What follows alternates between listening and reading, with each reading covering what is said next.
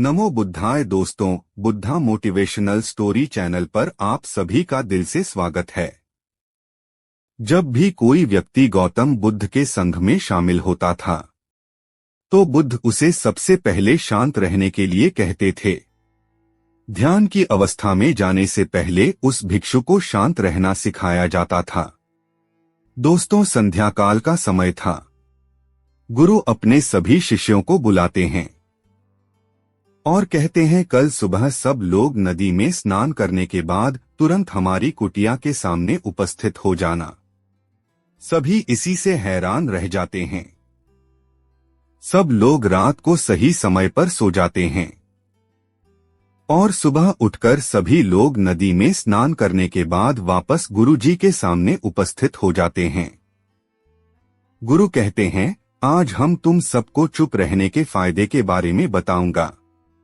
गुरु कहते हैं, 5 मौके जहां पर चुप रहने से होता है बोलने से नुकसान। गुरु कहते हैं, अगर आप इन 5 मौकों पर शांत हो गए यानी मौन हो गए तो आप जो चाहेंगे वही मिल जाए। आपकी जिंदगी में चमत्कारिक बदलाव शुरू हो जाएंगे। जरूरत से ज्यादा बोलना या चुप रहना दोनों ही अच्छी बात नहीं है।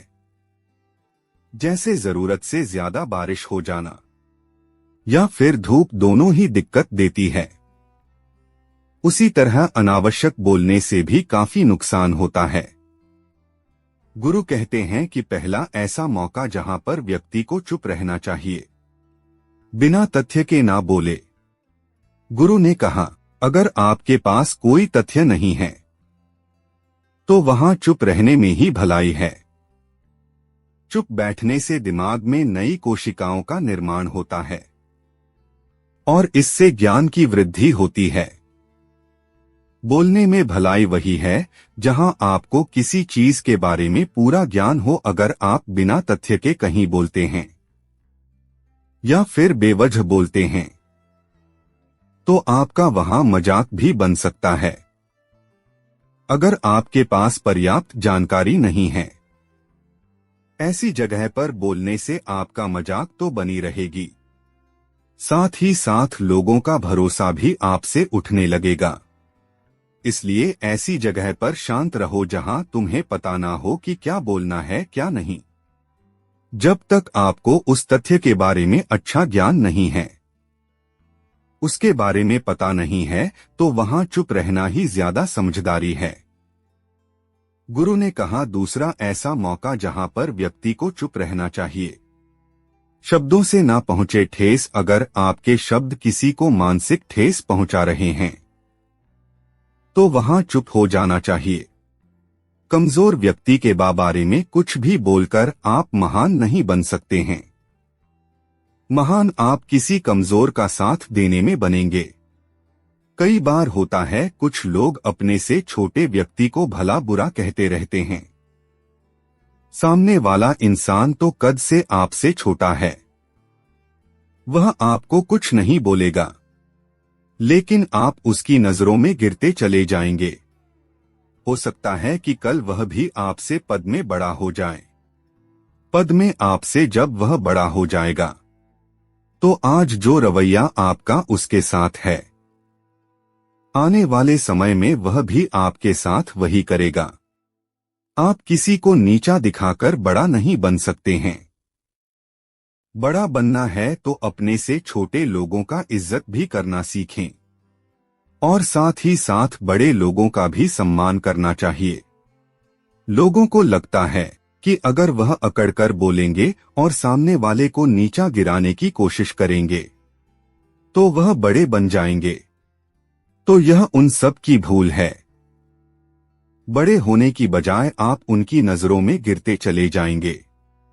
गुरु ने आगे कहा, इसलिए शिष्यों, तुम सब जब भी बोलना आदर भाव से बोलना, ताकि तुम्हारी बात लोगों को अच्छी लगे। बोलने में भाई बहन माता पिता मित्र इत्यादि संबोधन शब्दों का इस्तेमाल जरूर करना। इससे तुम्हारी मान प्रतिष्ठा तो बढ़ेगी ही साथ लोगों की नजरों में तुम समझदार व्यक्ति बनते जाओगे।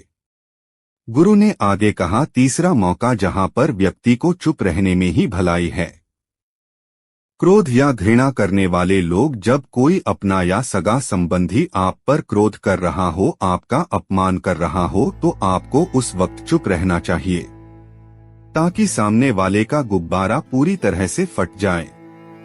आप यदि सही हैं तो उसे कतई माफी ना मांगे और चुप रहकर ही सही समय का इंतजार करें।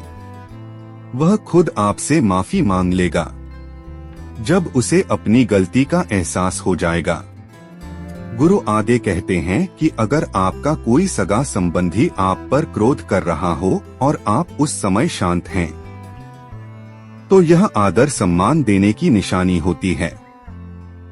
इससे ना कोई छोटा होता है और ना ही बड़ा। अगर आपको क्रोध आ रहा है तो आप या तो वहां से किसी का अनादर किए बिना चले जाएं, या फिर चुप रहे। क्रोध करने से आपके रिश्ते खराब होंगे। क्रोध करने से हमेशा क्रोध करने वाले व्यक्ति का ही बुरा होता है। गुरु आगे कहते हैं कि एक बार की बात है, एक सांप जंगल से भागते हुए किसी राजा के घर में पहुंच गया। लोगों ने छेड़खानी की तो वह बहुत ही गुस्सा हो गया, जिससे घर में जो तलवार पड़ी हुई थी उसी को लपेटकर कसने लगा और धीरे धीरे उसका पूरा शरीर कट गया। ठीक उसी प्रकार हमारा गुस्सा भी हमारे शरीर को तलवार की भांति काटता रहता। गुस्सा ध्यान से खत्म होता है।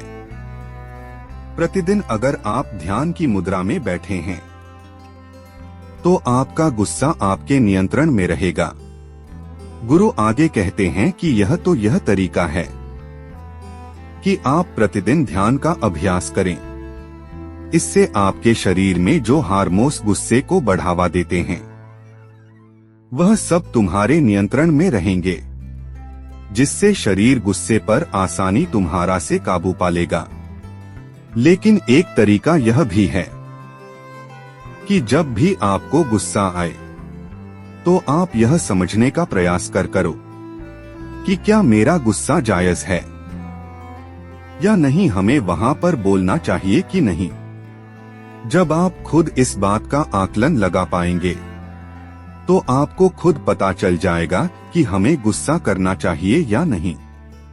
फिर भी आपको गुस्सा आ रहा है तो आप वहां से हटने का प्रयास करें, वहां से दूर चले जाएं।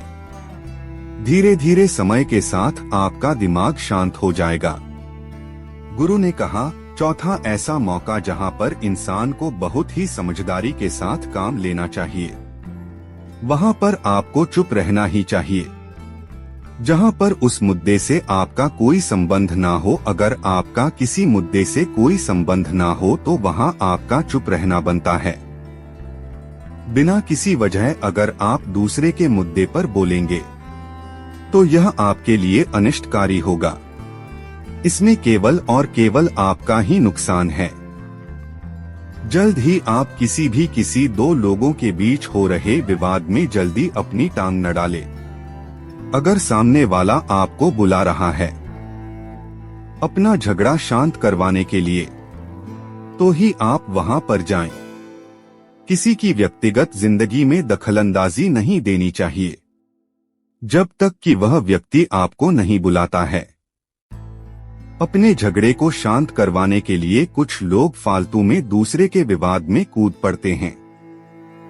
इससे उनके मान सम्मान मर्यादा पर लोग उंगली उठाने लगते हैं।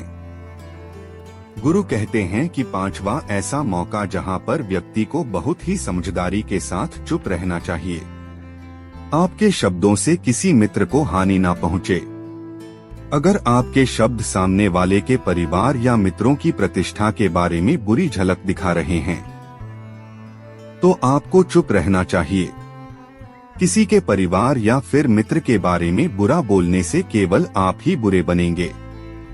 जो चीज आसानी से खत्म की जा सकती है उसे अपने शब्दों से बड़ा ना करें।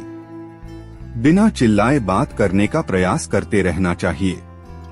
अगर आप बिना चिल्लाए कोई बात नहीं कह सकते तो आपका चुप रहने में ही भलाई है। किसी पर चिल्लाने से आपके व्यवहार के बारे में पता चलता है। ज्यादा बोलने से चीजें हमेशा खराब ही होती हैं। कई बार कुछ रिश्ते ज्यादा तेज बोलने की वजह से टूट जाते हैं। इसलिए अपनी आवाज में मीठापुर ना हो, मजाक को भी हमेशा शब्दों के मायने में ही रखें। जहां किसी को शब्दों से चोट लगे वहां चुप हो जाएं।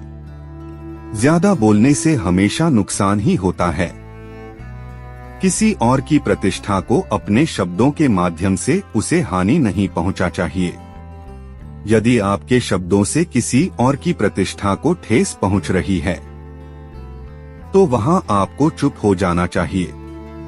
जब कोई व्यक्ति आपके सामने नहीं है तो आप उस व्यक्ति के बारे में बुरे शब्द किसी तीसरे व्यक्ति के सामने ना बोले। दोस्तों, मुझे उम्मीद है इस वीडियो से आपको बहुत कुछ सीखने को मिला होगा। अगर आप चैनल पर नए हो तो हमसे जुड़ने के लिए इस चैनल को सब्सक्राइब करना मत भूलिए। धन्यवाद।